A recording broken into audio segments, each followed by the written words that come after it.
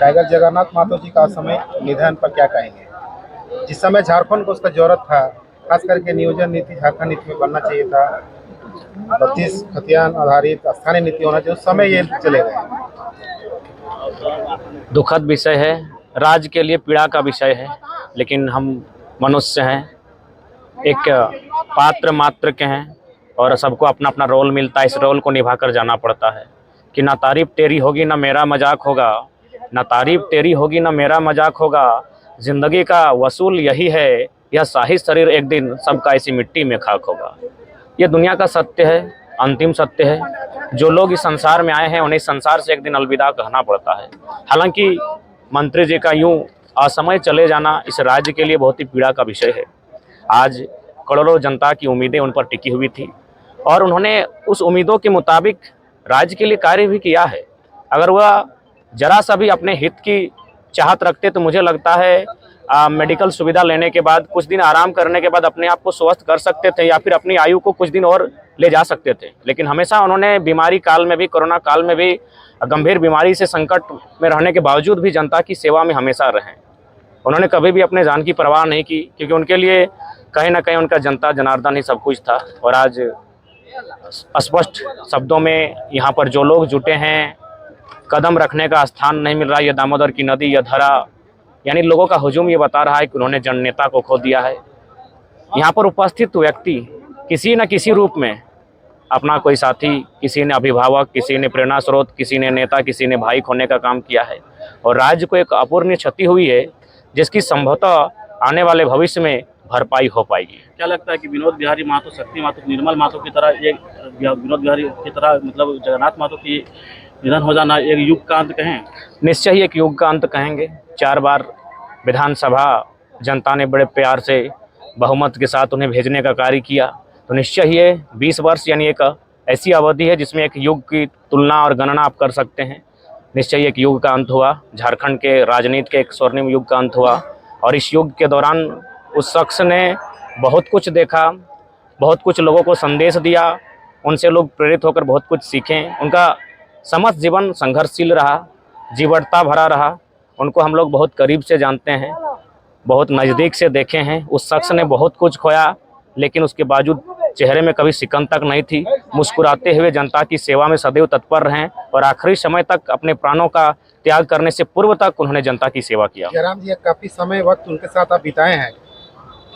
हाँ, निश्चय ही मंत्री बनने से पूर्व उनसे आत्मीय संबंध रहा है, घरेलू संबंध रहा है, भावनात्मक संबंध रहा है और मेरी कद्र भी बहुत अच्छी करते थे। जब भी चूँकि उनसे अधिकतर सामना फुटबॉल के मैदान में होता था, जब वो मुख्य अतिथि बनकर आते थे और अक्सर मैंने देखा, अपने आप को पाया कि उनके इर्द गिर्द जो लोग रहते थे, मैंने वीआईपी टाइप के लोग, उनको वो बोलते थे स्वयं कि थोड़ा सा आप तो मेरे साथ रोज रहते हैं, ये बच्चा को बैठने दीजिए, और बहुत जानकार लड़का है, बहुत तेज लड़का है, इससे जब हम बैठते हैं और बात करते हैं तो बहुत कुछ हम भी सीखते हैं। और मेरे अक्सर पीठ पर हाथ रखते हुए काफ़ी देर बात करते थे जब तक आपका पुरस्कार वितरण नहीं होता था, क्योंकि हम फुटबॉल के मैदान से मेरा भी नाता रहा है, कमेंट्री या खेलने के बहाने हम हमेशा जाते थे। तो निश्चय ही मैंने उनको बहुत करीब से देखा है, उनके बारे में जाना है। एक जीवटता भरे इंसान थे जिन्होंने ज़िंदगी के हर एक मोड़ पर, हर एक संघर्ष करते हुए, मुस्कुराते हुए लोगों को एक पॉजिटिव रहने का संदेश दिया। लेकिन एक बात है जयराम जी की, मतलब जिस तरह के झारखंड हित की मुद्दा मतलब सदन, सड़क से लेकर सदन तक उठाते थे, उनके अंदर एक झारखंडियत थी और वो झारखंडियत को कमी आज किस प्रकार? और निश्चय ही आज अगर मैं बात करूं झारखंड राज्य की, तो आप देख सकते हैं एकमात्र बहुत कम नेता ऐसे हैं जो झारखंडियत मुद्दों पर बात करते हैं, वरना लोग अपना वोट बैंक की बात करते हैं। बड़े बड़े नेता को देखा, बड़े बड़े तूफानी नेताओं को देखा, लेकिन जब झारखंडियत मुद्दे की बात आती है वो उनकी मुँह चुप्पी साध लेती है। लेकिन मंत्री जी ने बहुत ही प्रखरता के साथ सड़क में भी और सदन में भी झारखंडियत मुद्दों पर बात कहा। उन्होंने स्पष्ट शब्दों में कहा है कि भाई झारखंड झारखंडियों का है, यहाँ अगर कुछ भी लाभ मिले, प्रतिलाभ मिले, तो वह झारखंडियों को मिलना चाहिए, क्योंकि राज्य उनके पूर्वजों के संघर्ष और बलिदान से मिला है, बना है। अब 32 का बात कौन करेगा? जिस तरह से मुखरता के साथ वो सदन में, सड़क पे बात करते थे, खुलकर एक पद पे रहते हुए। हाँ, निश्चय ही सड़क पर बात करने के लिए तो हम लोग हैं, नौजवान जो छात्र संघर्ष कर रहे हैं, आंदोलन कर रहे हैं, वे लोग सड़क पे तो बात करेंगे 1932 की, नियोजन नीति 60-40 की, तमाम झारखंड के मुद्दों की। लेकिन सदन के भीतर बात करने वालों की थोड़ा सा कमी आई है। लेकिन उम्मीदें हैं, कुछ नेता हैं उनके जाने के बाद जो संभवतः उनकी सदन के भीतर भी झारखंडियत मुद्दों की बात को रखें। हालांकि जगन्नाथ महतो जैसा संभवतः कोई अंदर बैठा होगा और ऐसे ही इन्हें टाइगर नहीं कहा गया था। निश्चय ही बेबाक अंदाज में, निडरता के साथ और बिल्कुल ऐसी सहजता के साथ बातों को रखते थे। हाँ, एक दिन देख ही रहे थे, जब अमर बावरी मंत्री थे तो बड़ी सहजता के साथ इन्होंने कहा कि हम दोनों में कार्यों को लेकर डिबेट हो जाए, अगर तुम्हें जीत देवी तो हमें तोर पटिया ज्वाइन कर लो, और हमें जीतबो तो मंत्री जी तोरा अमर पटिया ज्वाइन करे। तो बहुत ही बेबाक अंदाज था, किसी को नहीं बख्शते थे, बिल्कुल ठेठ भाषा में और झारखंडी भाषा में बात करते थे। बहुत ही एक ऐसे नायाब हीरा को आज राज्य ने खोया है जिसकी शायद ही संभवतः भविष्य में कोई अंदर बैठा होगा, और ऐसे ही इन्हें टाइगर नहीं कहा गया था। निश्चय ही बेबाक अंदाज में, निडरता के साथ और बिल्कुल ऐसी सहजता के साथ बातों को रखते थे। हाँ, एक दिन देख ही रहे थे, जब अमर बावरी मंत्री थे तो बड़ी सहजता के साथ इन्होंने कहा कि हम दोनों में कार्यों को लेकर डिबेट हो जाए, अगर तुम्हें जीत देवी तो हमें तोर पटिया ज्वाइन कर लो, और हमें जीतबो तो मंत्री जी तोरा अमर पटिया ज्वाइन करे। तो बहुत ही बेबाक अंदाज था, किसी को नहीं बख्शते थे, बिल्कुल ठेठ भाषा में और झारखंडी भाषा में बात करते थे। बहुत ही एक ऐसे नायाब हीरा को आज राज्य ने खोया है जिसकी शायद ही संभवतः भविष्य में कोई भरपाई हो पाई। एक छोटे से गांव से निकलकर 4 बार विधायक और यहाँ के झारखंड के शिक्षा मंत्री के पद पर भी रहे, इस तरह के झारखंड वासियों को संदेश देना चाहते हैं? देखिए, झारखंड की माटी में केवल खनिज ही नहीं, इस माटी में मानव रूपी रत्न भी बहुत सारे हैं। जब भारत वर्ष में अंग्रेजों का शासन था तब इसी माटी में चुहाड़ विद्रोह के महानायक रघुनाथ महतो के नेतृत्व में एक बहुत बड़ा लंबा आंदोलन लड़ा गया।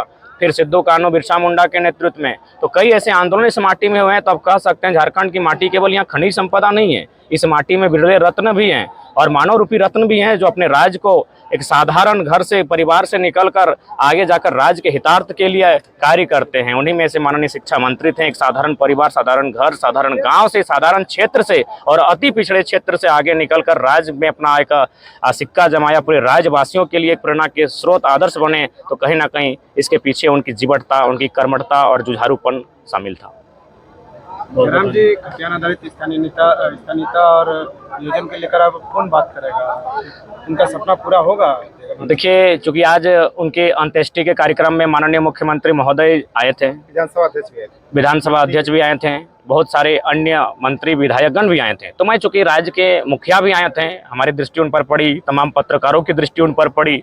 तो माननीय मुखिया अगर राज्य के आए थे, निश्चय उन्हें श्रद्धांजलि देने आए थे। तो मेरा मानना है एक इस वीर पुरुष को, इस नायक को सच्ची श्रद्धांजलि तभी होगी जब उनके विचारों का और वे जैसा झारखंड चाहते थे, झारखंड के लिए जो नीतियां चाहते थे, वो नीतियां परिपूर्ण हो। माननीय जगन्नाथ महतो 1932 के समर्थक थे, अतः माननीय राज्य के मुखिया को चाहिए 1932 के आधार पर जो स्थान नीति लटकी हुई है उसे मैंने उसको जल्द से जल्द लागू करें।